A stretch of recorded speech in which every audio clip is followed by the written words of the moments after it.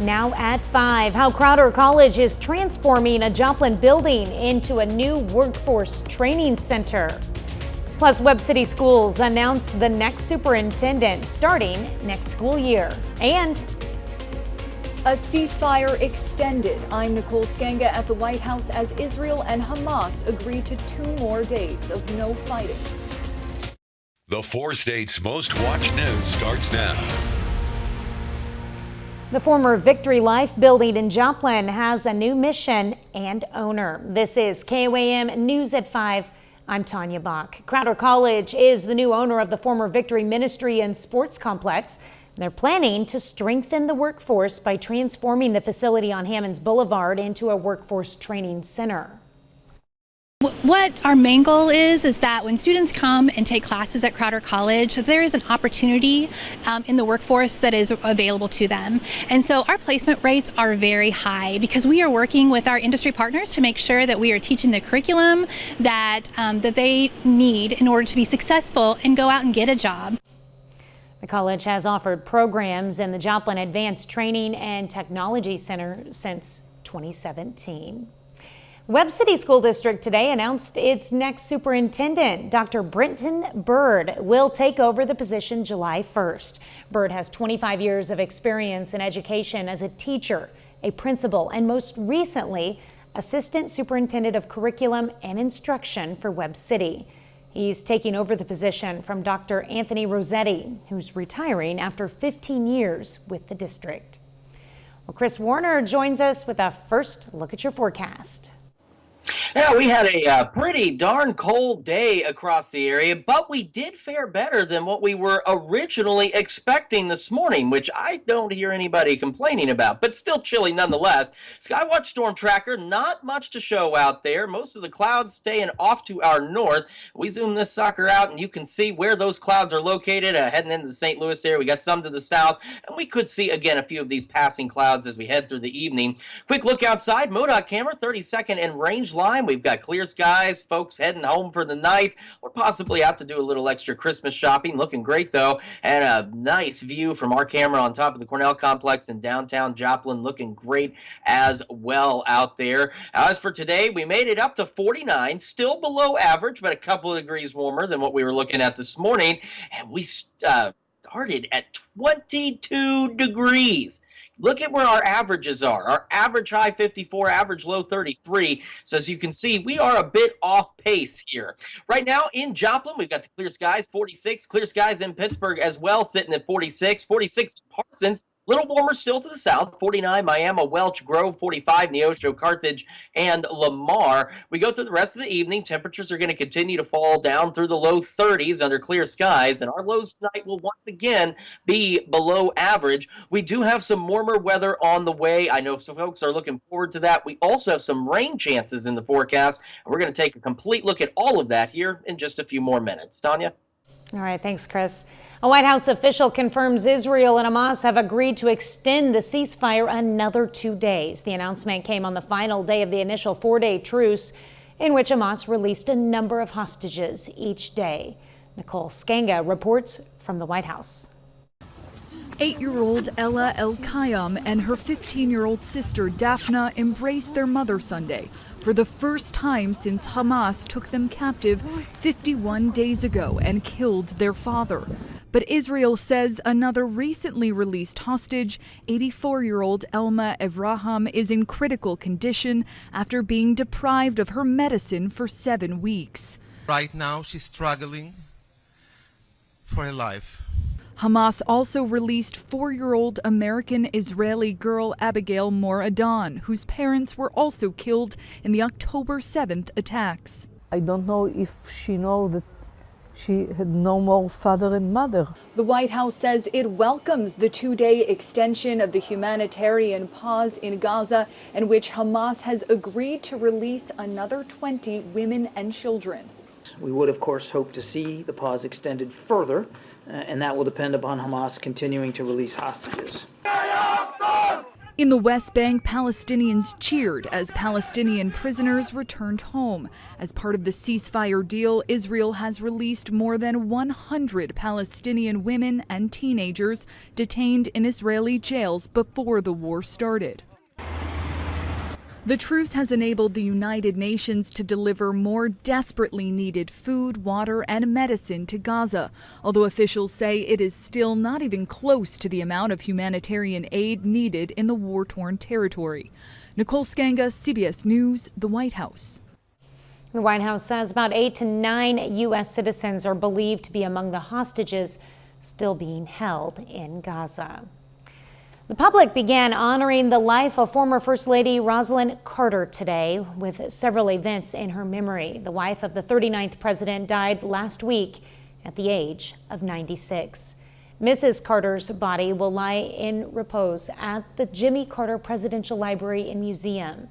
And several events are planned, including a tribute service tomorrow that President Biden will attend and a funeral Wednesday at the Carter's Church in Georgia, with a private interment at the family residence. Still ahead, your help is needed to save lives. This Giving Tuesday, the Red Cross is asking for more blood donations. I'm Skyler Henry with the invisible emergency that could worsen this winter. Plus, what a new study shows about overdose deaths among pregnant women. Those stories next in Health Watch. Topping today's Health Watch, the nation's overdose crisis is spreading among pregnant and postpartum women. From 2018 to 2021, the number of deaths tripled in the 35 to 44 age group. Researchers at the National Institutes of Health say the study suggests pregnant women may be avoiding substance abuse treatment because of the stigma or fear of being penalized. Well, tomorrow is Giving Tuesday, and the American Red Cross hopes you will make giving blood a holiday habit. The nonprofit humanitarian organization says it needs thousands more donations per week to stave off what it calls an often invisible emergency. Skyler Henry has more on the Red Cross's donation push, which comes just 2 months after the nonprofit declared a national blood shortage. In this season of giving, the American Red Cross is asking more Americans to roll up their sleeves and take the plunge. Donating blood is an easy way to give back. But American Red Cross spokesperson Ashley Henyon says collecting blood during the holidays is a challenge. Schools are closed, families are on vacation, people are attending functions, festive parties, and not really thinking about going out to their local blood drive. But there are still patients in the hospital that need blood to survive. The Red Cross declared a national blood shortage back in September, citing a busy travel season and back-to-back climate disasters. While donations have increased since then, the organization says it still needs to collect 10,000 more units per week to meet patients' needs. We never want someone to be in a situation where they don't have the blood they need to survive. Mark Lipman says the 9/11 attacks inspired him to become a regular donor. He estimates that he's given more than 700 units of blood so far. Helping people is a timeless thing. It's not just one time.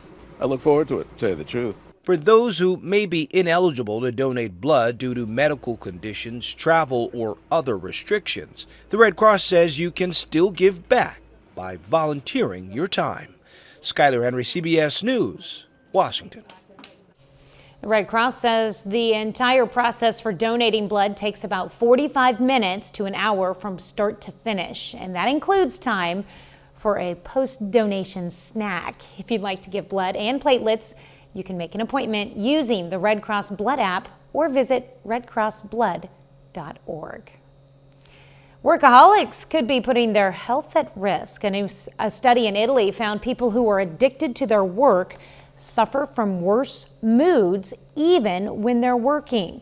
Researchers say that may indicate higher stress levels, which could put workaholics at risk for burnout and cardiovascular problems. That's a look at today's health news. Chris is next with a complete look at your forecast, and later it's Cyber Monday, how shoppers are focusing on themselves more this year.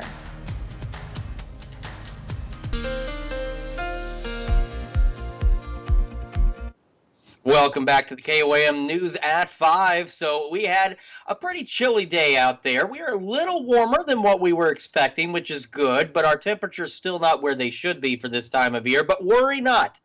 We've got some good news on the way. Let's take a quick look outside. This is MoDOT camera, 32nd and Range Line in Joplin. The sun is setting. Lots of cars on the road, either heading home or maybe heading out for a little extra Christmas shopping. Of course, our camera on top of the Cornell Complex downtown Joplin looking great as well as we start to wrap up this Monday after a nice long weekend. And, of course, heed that sign for sure. Watch for deer this time of year.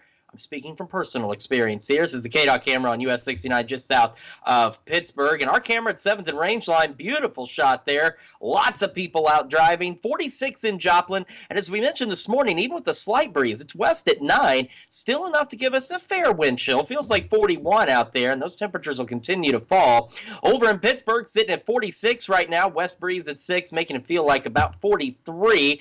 And a quick check again of temperatures around the region. 42 Iola, 48 Center, 46 Neodesha. Now bear in mind, Neodesha started the day at about 15 degrees. So that's a pretty nice climb. Still chilly, but a nice climb. 49 Miami, Veneta, Grove. 43 Monette, Stockton, and Cassville. So before the break, we mentioned rain. Let's take a look at that on the future track. We've got mostly cloudy skies that'll start building in as we head to the second half of our Wednesday. And then as we go into Thursday, we're going to start with some scattered showers, maybe a rumble of thunder, but more likely just a chilly rain out there. And as our Thursday progresses and we head later into the evening, the rain becomes a little more widespread, and again, maybe a rumble of thunder or two. And that continues even into our Friday morning, and then we'll continue with some scattered shower chances as we head into the upcoming weekend. So some much-needed rain on the way.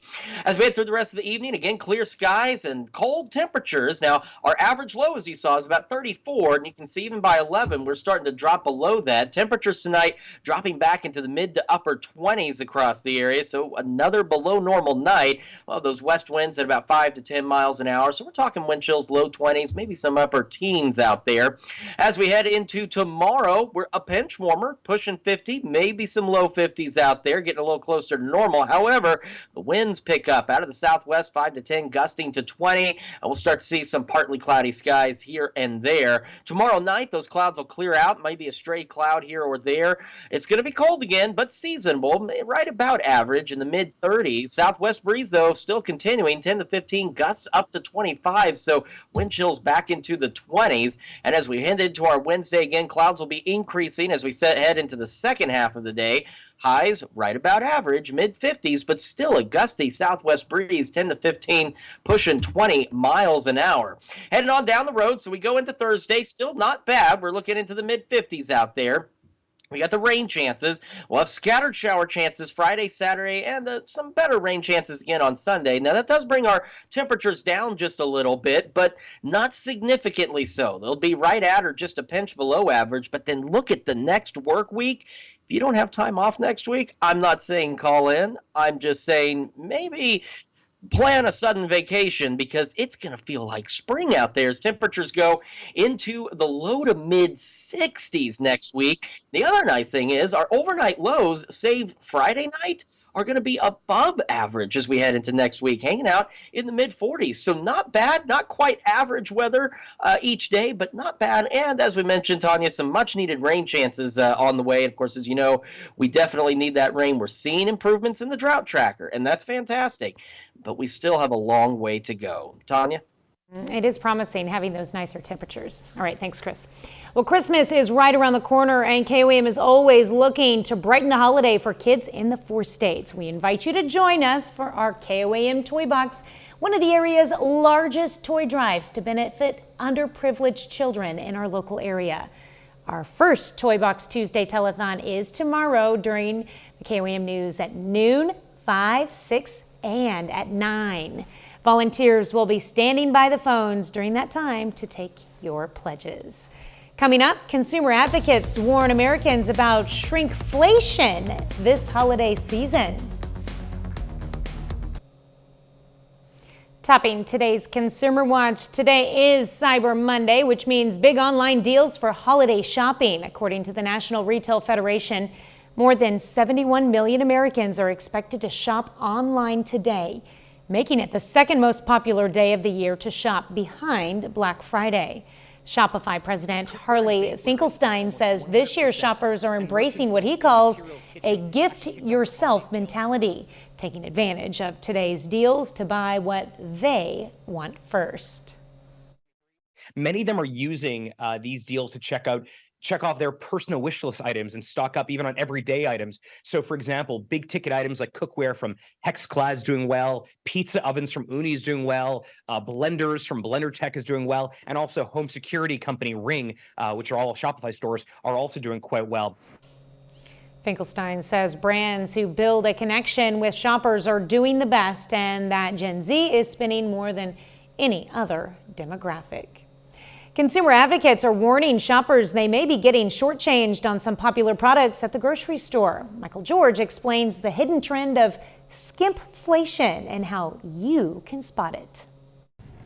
Have you ever had a favorite product you've been buying for years that suddenly seemed a little worse? I have with toilet paper. It used to flush more easily, it used to not clog anything, and now it's clogging very frequently. The reason may be something consumer advocates call skimpflation. Consumer World's Edgar Dworsky explains. Skimpflation, very simply, is when a manufacturer reformulates a product with cheaper ingredients.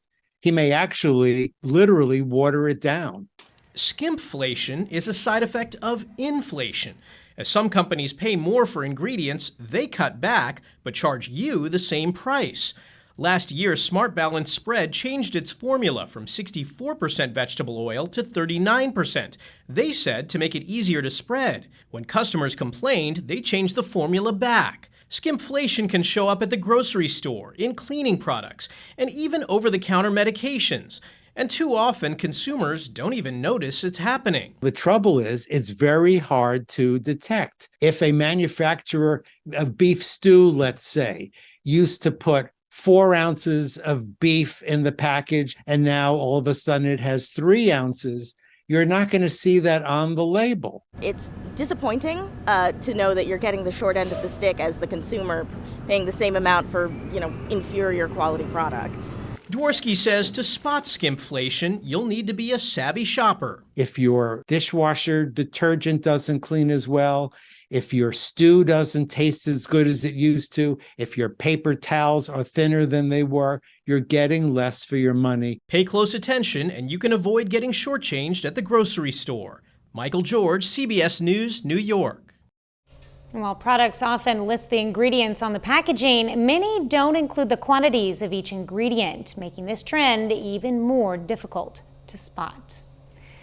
Americans flooded the nation's airports for their Thanksgiving travel this year, setting some new records. The TSA says it screened more than 27.3 million people at the nation's airports between Thanksgiving and Sunday, making 2023's holiday the biggest Thanksgiving weekend for air travel since 2019. Once all the numbers are in, it could set a new air travel record.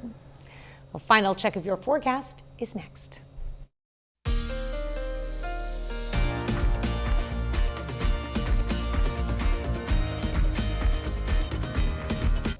Up next on the CBS Evening News, how AI could improve the chances of detecting breast cancer earlier. And then on KOAM News at 6, we'll have more on the new workforce training facility in Joplin, recently bought by Crowder College. Plus, the Pittsburgh Christmas Parade kicks off in about an hour. We're going to check in on the festivities. And Carroll Junction High School hosts its annual CJ Classic Girls Basketball Tournament tonight. We'll look at the matchups. Stay with us for the CBS Evening News and then KOAM News at 6. Let's check back in with Chris for a final look at weather. Yeah, we're going to, again, have a below average night tonight. Lows dropping back in the low to mid 20s. We're going to be a little warmer tomorrow, much better Wednesday and Thursday, increasing rain chances Thursday into the upcoming weekend, and temperatures hanging out about where they should be. Got some upper 40s and low to mid 50s. Tanya? All right, thanks, Chris. Thanks for joining us. The CBS Evening News is next. And of course, we'll be right back here for KOAM News at 6, and we'll see you then. Have a great evening and an even better tomorrow.